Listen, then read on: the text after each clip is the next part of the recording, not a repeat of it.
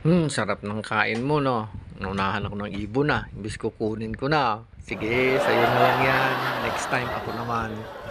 Kasi siyempre nauna ka diyan, gutom ka rin, sarap 'no.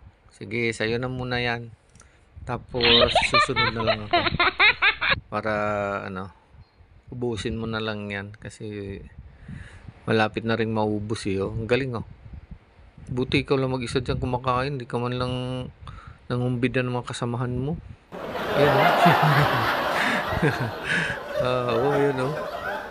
Talagang inuubos. Sabagay balik-balikan niya 'yan para hindi siya magutom 'no.